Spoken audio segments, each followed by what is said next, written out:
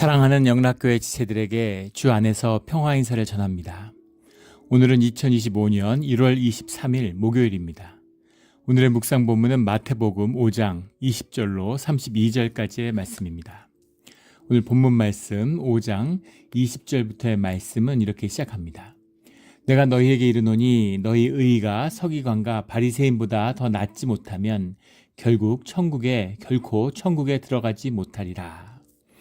오늘 본문 말씀에 보면 21절부터 노하지 말라, 또 27절부터 간음하지 말라라고 하는 율법의 말씀이 나오는데, 그 율법의 말씀은 보면 21절에 옛사람에게 말한 바 라는 말씀이 반복되고, 나는 너희에게 이르노니 라는 말씀이 대꾸를 이루고 있습니다.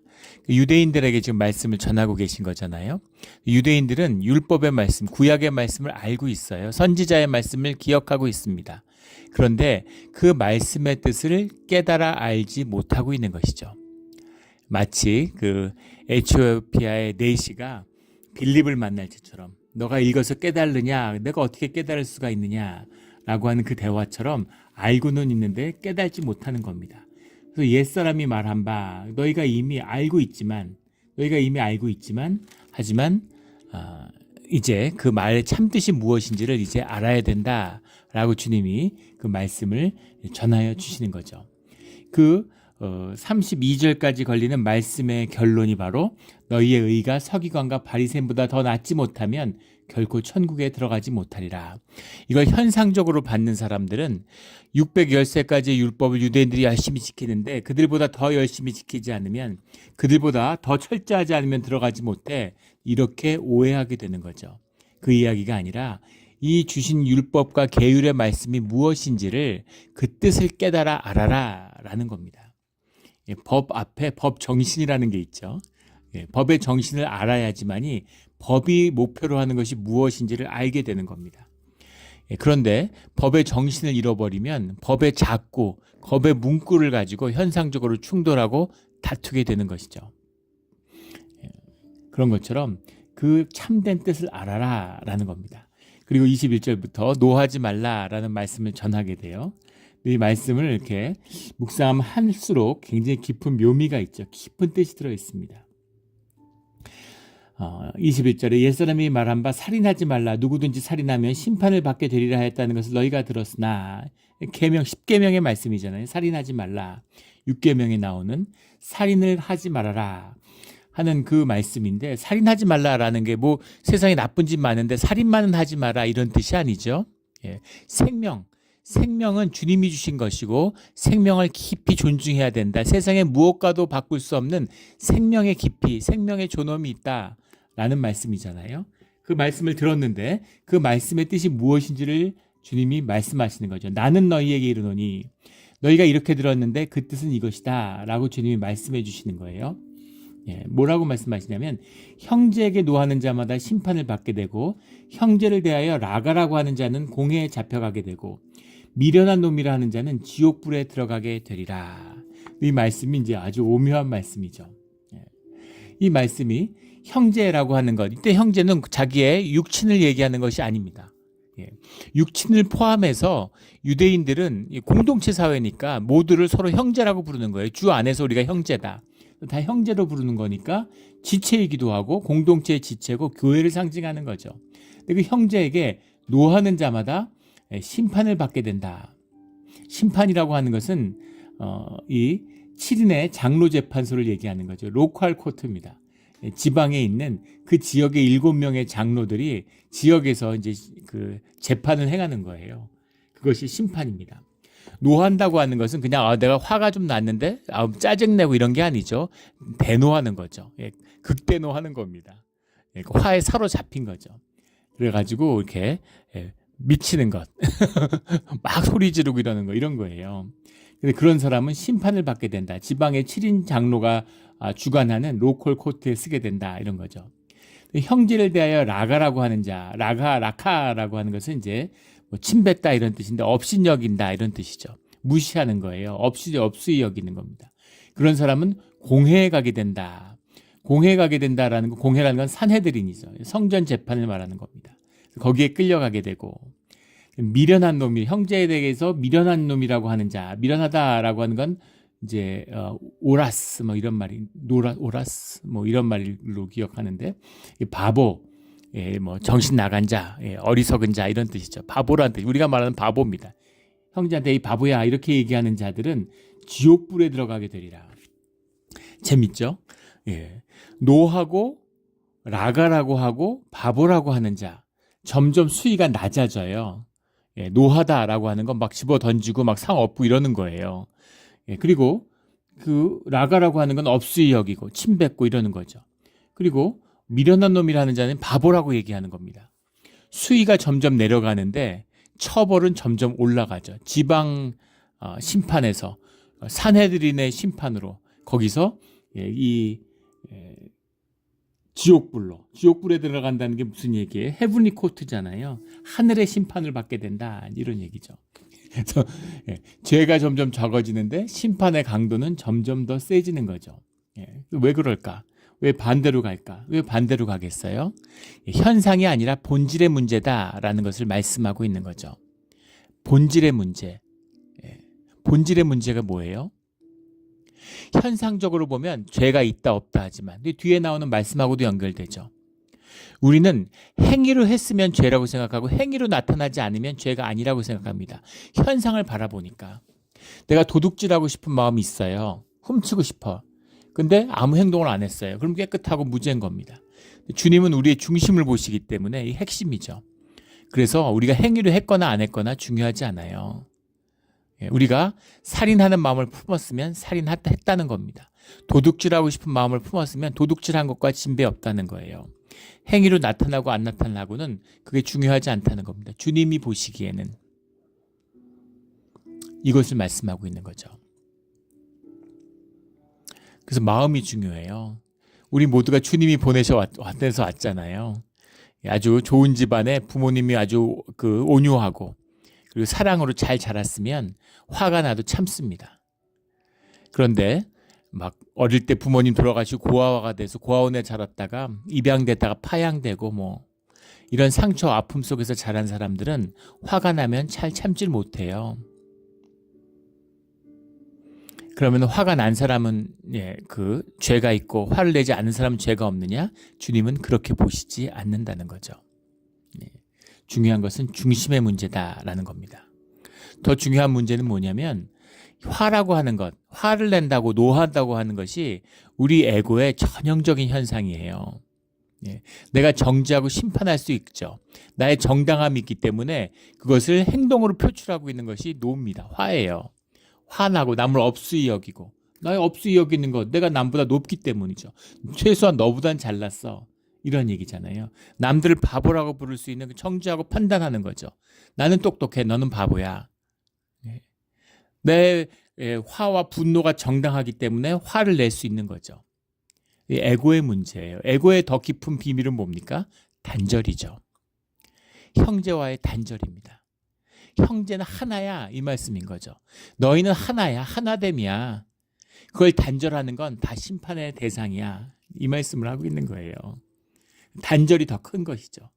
화를 낸 것보다 바보라고 하는 게 강도가 약해서 죄가 덜한 게 아니라 그것을 단절하는 것 속에서 무슨 형제를 보고 바보라고 그랬다고 지옥불에 떨어져. 형제를 깨는 것, 주님 안에서 하나됨을 깨는 것, 그 지체를 깨는 것, 이것은 지옥불에 떨어지는 심판이다라는 겁니다. 우리 교회 가운데서도 보면은 그 의로움에 차가지고 자기의 종교로 자기의를 만들어 사람들 정죄하고 심판하고 의가 차오르니까 좋잖아요. 에고가 아주 드릴을 만끽하는 거죠. 그래서 막 화내고 난 옳으니까 정당하니까 남 심판하고 나는 주님의 뜻에 따라서 공의를 행한 것 같아요. 근데 주님은 너는 지옥불에 떨어져 이런 이야기죠.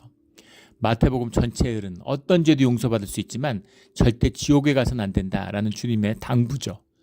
주님의 제자들을 향한 당부입니다. 주님의 이 연합함을 코이노니아를 깨는 자들, 주님의 성령을 거스르는 자들, 하나됨을 깨는 자들은 결코 용서받지 못해. 이것이 율법의 참된 뜻이다라는 것입니다. 이 깊은 뜻을 깨달아 주님과 함께한 우리 모두가 되기를 주의 이름으로 축원합니다. 그래서 뭐 성경 지식 쌓고 교리 공부하고 무슨 의를 쌓아올리는 거, 이거 전부 종교의 독입니다. 하나됨이에요. 정죄하지 않는 것이에요. 겸손한 겁니다. 온유한 겁니다. 이게 신앙의 길이다라는 걸 말씀하고 있는 거죠. 23절에 그러므로 예물을 제단에 드리려다가 거기서 내 형제에게 원망 들을 만한 일이 있거든 생각나거든 예물을 제단 앞에 두고 먼저 가서 형제와 화목하고 그 후에 예물을 드리라. 이것이 제사의 참된 뜻이다. 너희가 하나됨, 주님 앞에 하나됨, 그 하나됨으로 주님을 기쁘게 하고 주님과 함께하는 것, 이게 성전의 제사의 참된 뜻이야 라는 말씀이죠. 그러니까 형제의 원망들을 형제 서로의 삶의 연합이 깨지는 일이 있으면 제물 드려봐야 아무 소용없어, 이겁니다. 예배의 참된 뜻이죠. 모여서 하나됨으로 주님 앞에 서는 거예요. 명절이 됐는데 부모를 만나러 가요. 선물을 뭐 바리바리 사들고 뭐 부모님 좋아하는 걸 잔뜩 사들고 용돈도 두둑히 놓고 이렇게 찾아가는데 형제인데 서로 싸우고 미워해가지고 서로 같은 날 안 오는 겁니다. 첫째 날은 큰애가 오고 둘째 날은 둘째가 오고 서로 얼굴 안 보려고. 부모 마음이 찢어지죠. 무슨 선물을 사온들 그게 무슨 의미가 있겠어요. 아무것도 없어도 형제가 화목하고 부모와 같이 함께하는 그 시간을 기뻐하는, 가족이 하나 되는 걸 기뻐하는 그 시간, 그게 명절의 참된 뜻이잖아요. 우리 이제 구정으로 새해가 시작되는데 가족들이 모이잖아요. 그 고향을 찾아가는데 아버지를 찾아가는, 어머니를 찾아가는 그 마음, 하나 되는 형제의 마음, 이게 본질이라는 거죠. 뭐 들고 오고 뭐 사오는 거 이런 거 중요하지 않아. 왔다 가는 게 중요한 게 아니야. 너희가 하나 되는 게, 그 하나됨으로 부모가 기뻐하는 것, 그게 제사의 본질이다. 이 말씀을 하고 계시는 겁니다. 너무 맞는 말씀이죠. 주님이 당연한 주님의 말씀이니까 옳지만 묵상하면 할수록 정말 진리의 말씀이구나 하는 걸 깨닫게 되잖아요. 자식을 키워보니까 알지 않습니까? 애들끼리 화목하고 애들끼리 하나 되는 것, 이게 가장 큰 부모의 기쁨이죠. 돈 벌고 성공하는 게 기쁠까요? 서로 원수 지는데 전혀 기쁘지 않습니다. 하나 될 때 그때 주어지는 모든 복을 누리는 게 기쁨이 되는 거죠. 주님이 그런 것을 우리에게 더하시는 것을 기뻐하신다는 겁니다. 우리 주님이 기뻐하시는 화목의 제사를 드리는 우리 모두가 되기를 주의 이름으로 축원합니다. 25절에 너를 고발하는 자와 함께 길에 있을 때 급히 사화하라. 그 고발하는 자가 너를 재판에게 내어주고 재판관이 옥리에게 내어주어 옥에 가둘까 염려하라. 사화하라라고 하는 말이 이제 유눈이라는 말인데, 유눈이라는 말이에요. 이게 딱 보시면 알 수 있죠. 우리 묵상 오래 해왔으니까 이제 읽으신 분들이 있을 거예요. 유라고 하는 게 우리 유진 영어의 유죠. 좋다, 웰, 굿 이런 말이고, 노에오라고 하는 것, 이게 펄시브 받다, 칼레오 뭐 이런 데 나온 노에오라는, 노에오라고 받는다라는, 좋게 받는다라는 말이에요. 근데 이것이 무슨 뜻이냐면 이제 친구를 만든다, make friends입니다. 가이가다 너를 고발하는 자를 막 함께 길에 있으면 빨리 화해하고 친구 돼, 이런 얘기죠. 고발하는 자와 재판관과 옥리, 정죄와 판단의, 심판의 연쇄가 일어나는 거죠. 거기에 너를 맡겨서는 안 돼. 너희 가운데 화목이 깨지면 그러면 심판의 연결고리에 묶인다, 이런 말씀이잖아요. 너희가 그걸 풀어야 된다. 그런데 묶이면 안 돼, 이런 얘기죠. 세상은 증오와 미움의 시스템입니다. 그걸 정당화해 주는 것이 정치고 종교죠. 정치가 증오를 부추기고 그 증오와 미움을 정당해 주는 것이 종교예요. 거기에 묶이면 안 된다. 그 워킹이 하도록 거기에 잡아 묶여 돌아가면 안 돼. 그런 말씀인 거죠. 너희의 하나됨을 지켜야 돼. 그게 주님과 함께하는 비밀이야. 이 말씀입니다. 이 비밀을 결코 놓치지 않는, 오늘 미국에 사는 사람들, 한국에 사는 다른 나라도 마찬가지죠. 세계가 증오와 미움으로 사람들이 다 미쳐버린 것 같아요. 주님의 임재가 소멸하고 예배가 무너졌기 때문입니다. 비밀은 오직 그거 하나예요. 우리 세대의 예배, 참된 예배로 주님 앞에 서는 우리 모두가 되기를 간구하고 또 주님 앞에 축원합니다. 26절에 진실로 내게 이르노니 내가 한 푼이라도 남김이 없이 다 갚기 전에는 결코 거기서 나오지 못하리라. 앞에 사화하라. 갚아라. 그런데 한 푼이라도 남김없이 다 갚기 전에는 이게 무슨 말이겠어요? 예. 남은 것이 있으면, 묶인 것이 있으면, 굴레가 있으면, 허물이 있으면 거기서 풀려나지 못한다.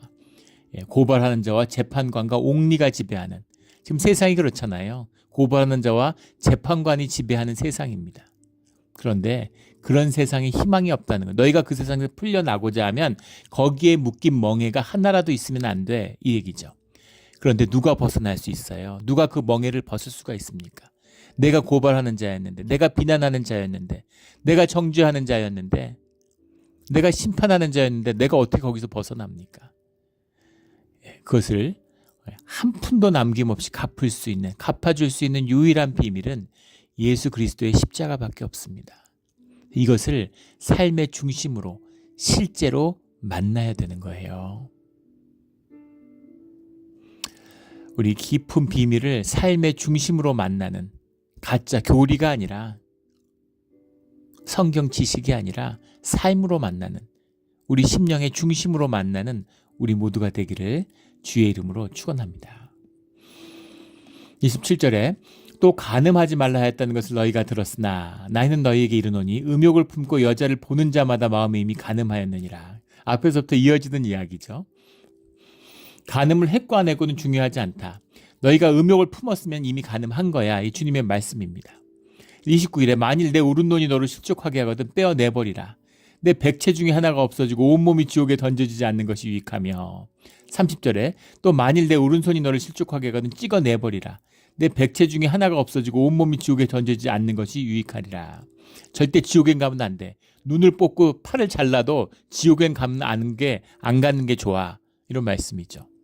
그런데 음욕을 뽑는 자만 눈을 뽑으라고 하면 세상에 눈이 성한 사람이 어디 있겠어요. 음욕은 물론 우리 마음속에 있는 것이지만 음욕을 불러일으키는 것은 눈으로부터 오죠. 남자를 기준으로 물론 한 얘기입니다. 여성들은 이제 촉각으로 그걸 느낀다고 그러죠. 이렇게 손이 닿거나 이렇게 몸이 컨택이 되면 그런 데서 굉장히 정서적인 게 일어난다고 그래요. 근데 남자들은 그걸 시각적으로 느낀다고 그러죠. 예. 그래서 이 포르노물 같은 거, 그런 거 시청자의 95%가 남자라는 거 아니에요. 예. 그러게 이제 시각적인, 물론 다른 이유들도 여러 가지 있겠지만은 시각적인 것이 그런 뜻이 있다는 거죠. 예. 그런데 눈을 뽑아버려라. 예. 그러면은 다 장님이죠. 20명에 19명은 장님 된다는 얘기입니다. 누가 멀쩡할 수가 있어요? 누가 멀쩡한 몸으로 천국에 갈 수가 있겠습니까? 그 비밀, 한 푼이라도 남김없이 다 갚는 그 비밀, 눈을 뽑지 않고 팔을 자르지 않고 천국에 가는 비밀, 그것이 주님과 함께하는, 주님과 하나 되는 화목의 비밀입니다. 그래서 하나 돼야 되는 거예요. 성경을 열심히 묵상하는 분들은 아시죠? 주님의 말씀을. 삶으로 살아본 사람은 압니다. 주님이 구하는 게 뭐 제사 잘 지내라는 거 아니잖아요. 의를 무슨 드높이라는 게 아니잖아요. 하나 되라는 겁니다. 화목하고 하나 되는데 어떻게 화목하고 하나 될 수 있어요? 우리끼리 화목하면 되지. 해보지 않은 사람 얘기. 사람들끼리 모이면 지옥 됩니다. 사람들이 악하기 때문에 모이면 집단학이 일어나요. 혼자서는 못된지 못하는데 사람들이 모이면 못된지 얼마든지 합니다. 그게 정치의 비밀이잖아요. 때로 뭉치면 사람들이 악해져요. 그런데 사람들이 자꾸 하나 되고 모이라고 그러는데 어떻게 하나 되는데 악해지지 않을 수 있을까요? 하나 되는데 악해지지 않는 비밀, 악해지지 않고 하나 되는 비밀은 십자가의 비밀밖에 없습니다. 성령의 비밀이죠. 보혜사 성령이 함께 하여지만이 우리가 악해지지 않고 악을 다스리고 우리의 삶이 연합되는 코이노니아가 피어날 수 있습니다. 이 교회의 비밀이죠. 교회됨이 아니면, 예배가 아니면 사람들은 모이지 않는 게 좋습니다. 왜 가족이 세상의 원수예요? 명절 때 자꾸 모여서 원수 지는 거 아닙니까? 명절 끝나고 보면 부부끼리 싸움 나잖아요. 시댁하고 얽히니까. 며느리 전부 상처받고 형제끼리 이렇게 모여서 얘기하다가 싸움 나고 이러는 거 아닙니까? 주님 안에 하나 되지 않으면 화목을 이룰 수가 없어요. 그래서 하나됨이 천국의 비밀이에요. 무슨 밥상 공동체 때로 뭉쳐가지고 무슨 시족 공동체, 촌락 공동체를 이뤄서 천국 가는 게 아니라, 그러면 지옥 가죠. 때로. 주님의 십자가가 분명하고 주님과 하나 되는 화목의 비밀, 화목을 섬기는 비밀이 풀어질 때 그때 우리가 비로소 지옥에 던져지지 않는다라는 말씀인 겁니다. 그것이 계명의 참된 뜻인 걸 알아야 된다. 계명을 교리같이 계명으로 받으니까 그 뜻을 모르는 거죠. 그래서 삶으로 살아보려고 하는 사람은 주님의 뜻을 만나게 되는 것입니다. 31절에 또 일렀을 때 누구든지 아내를 버리려거든 이혼 증서를 줄 것이라 하였으나, 이 대표적인 말씀이죠. 그래서 자꾸 이혼을 하는 거예요. 우리 이 말씀이 신명기 24장 1절에 나오는 말씀이잖아요. 찾아보면 사람이 아내를 맞이하여 데려온 후에 그에게 수치되는 일이 있음을 발견하고 그를 기뻐하지 아니하면 이혼 증서를 써서 그의 손에 주고 그를 자기 집으로 내보낼 것이요. 왜 이혼 증서를 쓰라고 했을까요? 증서라는 건 뭐예요? 주님 앞에서 더 이상 부부가 아님을, 주님 앞에서 부부가 됐는데 그것을 공표하는 거죠. 이걸 왜 공표하겠어요? 여자가 재혼을 하기 위한 겁니다. 여자들이 그 당시에 남편이 없으면 살아갈 방법이 없어요. 남편에게 의지하거나 자식에게 의지하거나 둘 중에 하나입니다. 그런데 만약 여자를 그냥 버리거나 쫓아내면 여자는 어떻게 해요? 살 길이 없는 겁니다. 그렇게 하면 안 돼. 너희가 꼭 헤어질 이유가 있을지라도, 뭐 여성이 간음을 했고 또 남성이 간음을 했던, 어쨌든 둘이 살지 못하게 이혼할지라도 여성의 살 길을 찾아줘야 된다라는 것이 그 말씀의 참된 뜻이죠. 또 3절에 가면 그의 둘째 남편도 그를 미워하여 이혼 증서를 써서 그의 손에 주어주고 그를 자기 집에서 내보냈거나 또는 그를 아내로 맞이한 둘째 남편이 죽었다 하자. 그 여자는 이미 더럽혀졌은지 그를 내보낸 전 남편이 그를 다시 아내로 맞이하지 말지니 이는 여호와 앞에 가증한 것이라. 이게 무슨 얘기겠어요? 이 이야기가 이걸 현상적으로 이해하면 이게 더럽혀졌다는 게 무슨 얘기예요? 결혼 한 번 하면 안 더럽혀지고 두 번 하면 더럽혀져. 육체의 순결을 얘기하는 게 아니죠. 한 번은 정당하지만 두 번은 결혼은 다 똑같고 결혼은 주님 앞에서 하나 되는 건데 한 번 이혼하면 괜찮고 두 번 이혼하면 그때부터 더럽혀지나요? 그런 얘기가 아니죠. 현상적인 얘기가 아니라 부부라고 하는 것은 주님 앞에서 하나 된, 둘이 하나 되는 거잖아요. 둘이 하나 되는 것인데, 그런데 두 번째 남편하고 헤어져서 또 첫 번째 남편을 만나고 또 첫 번째 남편을 만나면 헤어지면 또 세 번째 남편을, 이런 식으로 하면 안 돼. 결혼은 그런 게 아니야. 너희들 마음에 좋아서, 너희가 감정적으로 좋아서 끌려서 너희들끼리 만나 살고 이러는 게 부부 되는 게 아니야 라는 말씀인 거죠. 결혼이 무엇인지를 알아야 된다. 결혼이 천국의 비밀이잖아요. 가족이 천국의 비밀입니다. 가족의 기초가 결혼이잖아요. 결혼의 기초가 계약입니다. 언약이에요. 우리가 주님과 하나 되는 비밀이 뭐예요? 언약의 시작입니다. 언약을 맺고 언약을 지키며 살아가는 것이 하나 되는 삶의 시작이죠. 그것을 명심해라, 이 말씀인 거죠. 그런데 유대인들이 이걸 문자적으로 이해하니까 이혼 증서를 남발하는 겁니다. 이혼 증서 써주고 막 이혼하는 거예요. 그렇게 하지 말라는 거죠. 나는 너희에게 이르노니 누구든지 음행한 이유 없이 아내를 버리면 이는 그로 간음하게 합니다. 서로 바람을 핀다는 건 뭐예요? 언약이 깨졌다는 얘기죠. 서로에게 충실하겠다. 서로를 하나로 받아들여서, 영어에 좋은 표현이 있죠. The better half. 나보다 더 나은 반쪽이다, 이런 말이잖아요. 너와 나는 한쪽이에요, 부부는. 근데 네가 나보다 더 나아. The better half. 돕는 배필이다, 이렇게 주님은 말씀하시죠. 성경에서는. 돕는이라는 말이, 돕는이라는 게 어시스턴트가 아니라 헬퍼입니다. 누가 도와주겠어요? 모자른 사람이 도와줍니까? 더 능력 있고 힘 있는 사람이 도와주는 거죠. 그 도와주는 사람으로 그 하와를 만드셨잖아요. 이것이 부부가 되는 비밀이죠. 그런데 음행을 했다는 건 뭐예요? 언약을 깼다는 얘기죠. 바람 폈다는 건 언약을 깼다는 얘기입니다. 언약이 깨지면 이게 참 신비하지 않습니까? 피 한 방울 섞인 줄 알고 완전 남남이에요. 근데 술이 언약했기 때문에 가족이 됩니다. 그 위에 모든 법체계가 서 있어요. 그래서 가족은 한 단위이기 때문에, 가족끼리는 무슨 증여세도 없고 뭐도 없고 아무것도 없잖아요. 요즘에는 뭐 부부도 이제 딴 살림 차리고 그러니까 부부간에도 증여세 무슨 한도액을 정하고 증여세를 물리고 가족을 깨트리는 거예요. 법이 뭔지도 모르는 겁니다. 그래서 가족을 지키고 부부를 지키고 가족을 지키는 게 사회 질서의 기초죠. 그 기초를 세우는 거예요. 신기하지 않습니까? 어떻게 하나가 될 수가 있어요. 서로 결혼을 언약했다고 해서. 그것이 사실은 우리의 천국의 비밀이고 주님과 함께하는 비밀이 거기에 담겨 있는 거죠. 그래서 음행을 안 했는데 아내를 버려? 그게 음행이야. 그게 음행일 뿐만 아니라 그런 사람에게 정가 두는 것도 그 음행이야.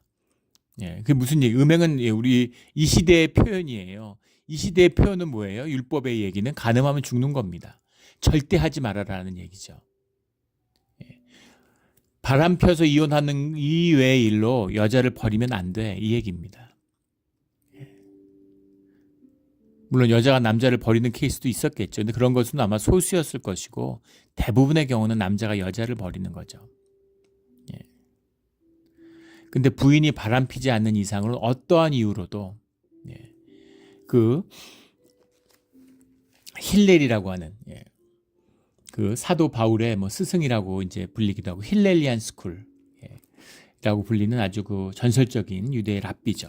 그런 랍비의 가르침에 대한 기록, 탈무드의 기록에도 나오는 힐렐의 가르침 가운데서도 여자들을 태도가 안 좋거나 뭐 목소리가 안 좋거나 이런 버릴 수 있다. 뭐 이런 주석을 달아놨어요. 신명기 주석에다가. 거기다가 아주 극적인 건 얼굴이 남들만 못하면 버릴 수 있다. 이렇게 되어 있습니다. 이슬람은 말할 것도 없죠. 이슬람은 그냥 남자가 어떤 이유에서든 여자를 버릴 수 있어요. 근데 주님의 주석에다가 그걸 달아놓은 겁니다. 부인이 예쁘다고 살았는데 이사 갔더니 그 동네 있는 여자들이 부인보다 더 예쁘네? 그러면 쫓아낼 수 있다는 겁니다. 말이 되는 소리예요. 그런 짓을 하고 있는 겁니다. 예수님이 너희들은 부부가 뭔지 모르는구나. 이혼이 뭔지 몰라. 결혼이 뭔지 모르니까. 결혼은 언약이라는 거죠. 언약은 서로 그 언약을 지키겠다는 맹세입니다. 정서적이고 감정적인 게 아니에요. 우리의 태도입니다.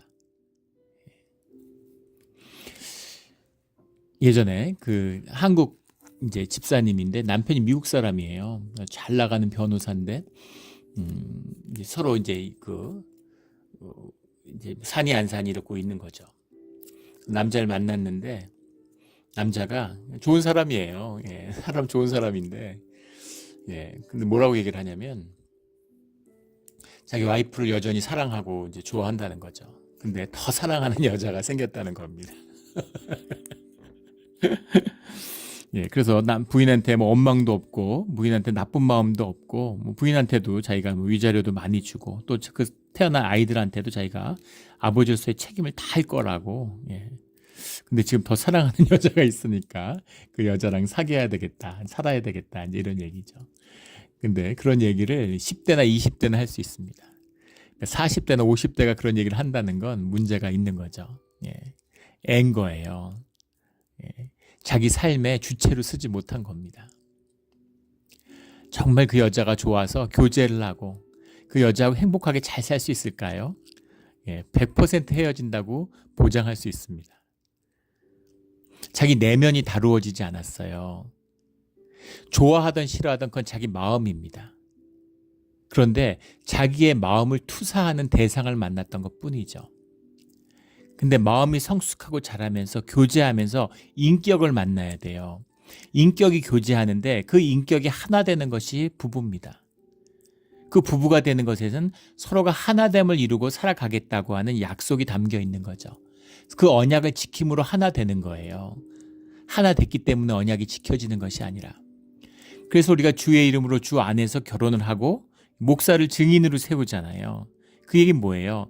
주님이 증거하는 주님의 이름으로 하나 됐다고 하는 것이죠. 그러니까 사실은 부부를 이루지 못한 겁니다. 부부가 되지 못한 거예요. 하나됨의 비밀이 풀려지지 않으니까. 그게 뭔지 모르니까. 마음이 끌리고 마음이 이끌리면 그럴 수 있죠. 마음이 이끌릴 수 있지만 그것이 이혼이 되지 못하고 결혼은 그렇게 하는 게 아니라는 겁니다. 그런 마음이었다면 최초에도 결혼을 하지 말았어야죠. 결혼이 뭔지를 몰라요. 그래서 결혼을 안 하면 다 애라고 그러잖아요. 우리 조상들이. 지혜로운 겁니다. 자기의 삶을 만나는 거예요. 자기 삶의 주인으로 쓰는 겁니다. 주인으로 세워주시는 거예요. 내 삶에. 내게 삶을 선물로 주셨잖아요. 그 삶의 주체가 되어서 그 삶의 주인으로 살아가면서 내가 자라나고 내 삶을 기경하는 겁니다. 그 비밀, 그 시작이 부부가 되는 것을 시작하는 거예요. 그것이 신앙이 되는, 주님과 하나 되는 것에서 시작되는 것이죠. 그게 정체성이고 그게 부르심입니다. 그 안에 믿음이 있고 그 안에 소망이 있어요. 그걸 만나지 못하면 내 마음을 다스리지 못하는 거죠. 그걸 다스리지 못하면 나이 80대에서 파고다 공원에 앉아있다가 바카스 아줌마한테 사기당하고 이러는 거예요. 애인 겁니다. 평생을 살았는데 애예요. 어른이 되지 못해요. 노인이 돼버린 거죠. 어른이 된 게 아니라. 이것이 인간의 비극입니다. 십자가가 없으면, 하나 되지 못하면, 우리를 이루지 못하면, 화목을 섬기지 못하면 인간의 생명은 시작을 못합니다. 알을 깨야 생명이 시작되잖아요. 알에 갇혀있다가 썩어버리는 거예요. 그 안타까운 마음을 주님이 우리에게 가르침을 주시는 거죠. 이 말씀을 듣고 깨달아 말씀 가운데 말씀을 먹고 자라나는 우리 모두가 되기를 예수 그리스도 이름으로 축원합니다. 아멘. 기도드리겠습니다. 하나님 아버지 감사합니다. 귀한 말씀 주시니 감사하고 진리의 말씀을 주시니 감사합니다. 우리가 듣고 깨달아 말씀을 살아 삶으로 주님의 말씀을 깨달는, 더 깊이 알아가는, 우리에게 주어진 그 모든 빛을 다 갚아서 세상의 멍해와 사슬, 고발하는 자와 재판관과 옥리의 사슬에서 풀려나는 그런 우리의 자유한 삶이 되게 하여 주시옵소서. 감사하며 예수 그리스도 이름으로 기도드렸습니다. 아멘.